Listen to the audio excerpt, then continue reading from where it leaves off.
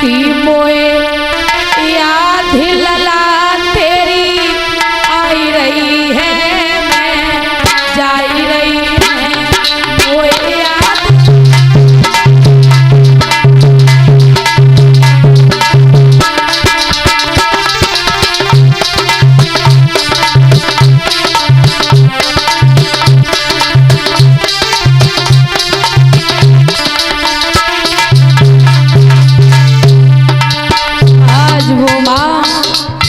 रो रही है, बेटे की याद कर रही है, लाल तेरे खातिर आज मेरी माँ ने, मेरी सास ने मुझे घर से बाहर निकाल दिया है, मुझे घर से बाहर निकाल दिया है। तेरे खातिर लाल मैं दुनिया छोड़ करके जा रहे हैं मेरा बेटा। मोए याद लला तेरी आई रही है, जाई रही है।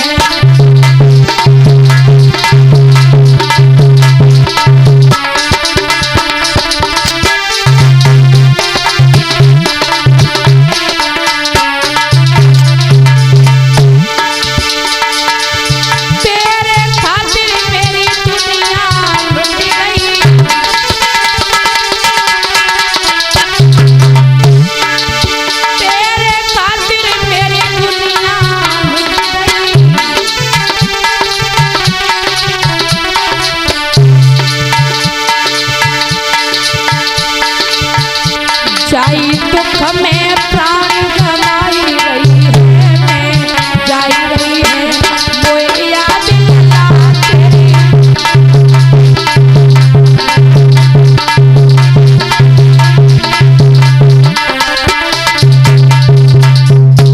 आज वो कृष्णा अपने बेटे की याद करके अपने घर और परिवार को छोड़ दिया है। कृष्णा की सास ने कृष्णा को धक्का मार दिया है तो आज कृष्णा घर से बाहर निकल जाती है। कहा भी जाता है कि जिसके कोख से संतान का जन्म नहीं होता है तो माता पिता को दुख होता है। संतान जवान हो जाती है, गलत रास्ते पे चलने लगती है तो भी माता पिता को दुख होता है। माता पिता पर जब वृद्धावस्था आ जाती है, संतान ठुकरा देती है तो भी माता पिता को दुख होता है। कि संसार में माता पिता हर चीज को भूल जाते हैं लेकिन अपने संतान को कभी नहीं भूलते हैं। और अंत समय पर आकर के संतान भी अपने माता पिता को भूल जाती है। के कोख से किसी संतान का जन्म नहीं हुआ था। कृष्णा उस आंगन में रहते रहते बहुत समय अपना बिता चुकी थी। और आज का भी समय ऐसा है कि किसी बहन के कोख से अगर संतान का जन्म नहीं होता है, 1 साल 2 साल 3 साल अगर संतान का जन्म नहीं हो तो कहते हैं उसके कोख से संतान का जन्म नहीं हुआ है, उसके तो आंगन में कोई बच्चा ही नहीं है। लेकिन ये तो सभी लोगों को पता है कि उसके आंगन में कोई संतान नहीं है, लेकिन उसे दिक्कत है। उस किसी को नहीं पता है कि उसे कोई दिक्कत है। पता है? पता है कि नहीं? किसी को नहीं पता है। क्यों? हमारी माता बहन में इतनी बातें होती हैं। ये तो पता है कि बाकी लला ना है भाऊ, बाकी बिटिया ना है भाई, बाकी 3 साल होगी, बाकी 4 साल होगी। जा तो सभी लोगों को पता है, हमें भी पता है, लेकिन हमें ये नहीं पता उन्हें दिक्कत कौन सी है। कभी जाकर के पूछा है? फिर ऐसे कैसे कह देते हम दूसरे के बारे में उसके कोख से संतान का जन्म नहीं हुआ है, उसे कोई दिक्कत होगी तभी तो संतान नहीं होगी। कोई हाथ को तो बात होती नहीं है कि संतान कि लो हमारे हाथ में कि तुम्हारी लला ना ले तुम लला ले लो, तुम्हारी बिटिया ना तुम बिटिया ले लो, तुम्हारे पास लला हो जाए तुम्हारे पास बिटिया हो जाए। लेकिन कृष्णा की सास ने कृष्णा को उसके कोख से किसी संतान का जन्म नहीं हुआ था, कृष्णा को घर से बाहर निकाल दिया था। वो निकल किस वजह से गई थी कि उसके कोख से किसी संतान का जन्म नहीं हुआ था।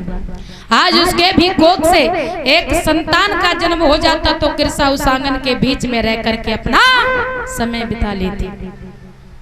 समाज की स्त्रियों ने कृषा के श्वास को भर दिया, वही कृषा की श्वास चलने लगी। तूने कोई कर्म किए होंगे, तुझे कोई संतान की प्राप्ति नहीं हुई। एक विद्वान कह रहा है भैया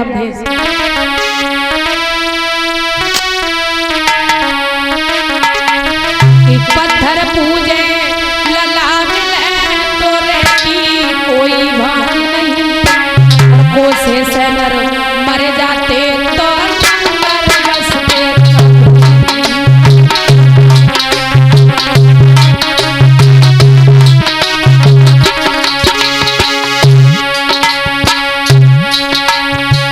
आंगन में संतान का जन्म नहीं होता है, मंदिर और मंदिरों के पास में जाकर के मांगती है, भगत का भी इलाज चलाती है कि हमारे आंगन में एक मेरा बेटा हो जाए, लेकिन जो दिक्कत है उस दिक्कत का इलाज नहीं हो रहा है।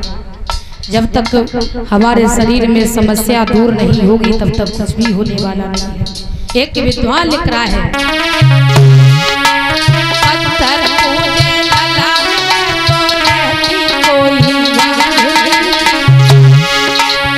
कोसे से नर मर जाते तो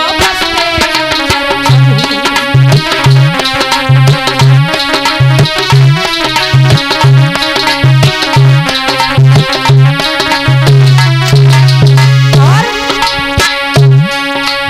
गंगा नहर से पाप कटे तो कौन नहीं ना सकता है,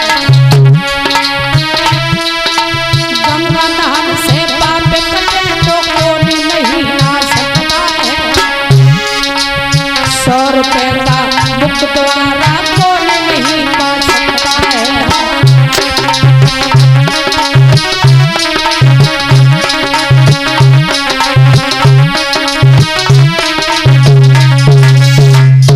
आज वो कृषा उस आंगन में समय को तो बिता रही थी, लेकिन सास के आज्ञा के द्वारा वो कृषा उस आंगन में घुट घुट करके जी रही थी। आज कृषा की मां ने कृषा को धक्का मार करके कृषा को घर से बाहर निकाल दिया है। जाइए कृषा, हमारे आंगन से आप निकल जाइए, कभी लौट करके मत आइए। क्यों? इस आंगन में कहीं बरसें व्यतीत हो गई है, तेरे कोख से किसी संतान का जन्म नहीं हुआ है। आज वो कृषा घर से बाहर निकल जाती है, सास ने धक्का मार करके घर से बाहर निकाल दिया है। एक वन में पहुंच जाती है, और जब वन में पहुंच जाती है कृषा ने मन में विचार किया है कि इस जिंदगी से मैं दुनिया छोड़ करके चले जाएं तो अच्छा रहेगा, कि समाज की स्त्रियां हमें जीने नहीं देती हैं, समाज के लोग हमें ताने मारते हैं, कहते हैं कि तेरे कोख से किसी संतान का जन्म नहीं हुआ है। कृषा ने मन में विचार किया है कि हम फांसी लगा लें। कृषा ने कहा है कि नहीं, आगे बढ़ी है तो एक कुआं पड़ा है। कृषा ने मन में विचार किया है इस कुआं में मैं गिर जाए, इस जिंदगी को यहाँ समाप्त कर दें, क्यों मेरे संसार में जीने का कोई हक नहीं है, मेरे कोख से किसी संतान का जन्म नहीं हुआ है। आज कृषा ने उस कुआं में बड़ी है तो आगे पैर बढ़ाया है, और जब पैर आगे बढ़ाया है कृषा ने मन में विचार किया है कि मैं अपनी जिंदगी ही खत्म करते हैं, समाप्त करती हूँ। जैसे कुआं में गिरने के लिए कृषा आगे बढ़ी है, उसी समय कृषा के पतिदेव आ जाते हैं, कृषा को रोक लेते हैं। और जब कृषा को रोक लेते हैं, कृषा से एक बात कही है, कृषा आप इस वन के बीच में वो भी इस कुआं के पास में क्या कर रही थी आप? कृषा ने जवाब दिया है, स्वामी तुम्हें नहीं पता है। कृषा के आंखों से एकदम से आंसू की अश्रुधारा बहने लगी है। कृषा ने एकदम से मुंह घुमा करके अपने साड़ी के पल्लू से एकदम से कृषा ने अपने आंसू पोंछ लिए, हंस करके पिया से जवाब दिया है, पिया आप क्या कह रहे हो?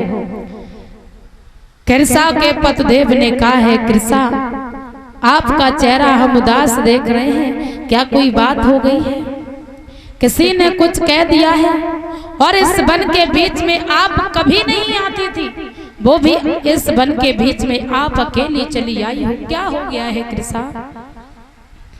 जवाब दिया है स्वामी, तुम्हें नहीं पता है,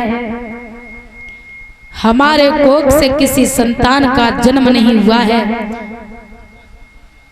कृष्णा के पतिदेव ने कहा है, कृष्णा आपके कोख से किसी संतान का जन्म नहीं हुआ है तो क्या कोई बड़ी बात है? अरे हमारे और आपके जीवन में अगर संतान का सुख है तो रानी चाहे कुछ भी हो जाए, संतान का सुख हमें अवश्य मिलेगा।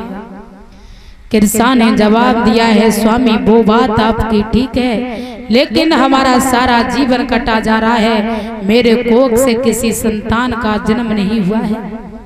समाज की स्त्रियां हमारे साथ में बुरा भला कहती हैं और आपकी माँ ने हमें धक्का मार करके घर से बाहर निकाल दिया है।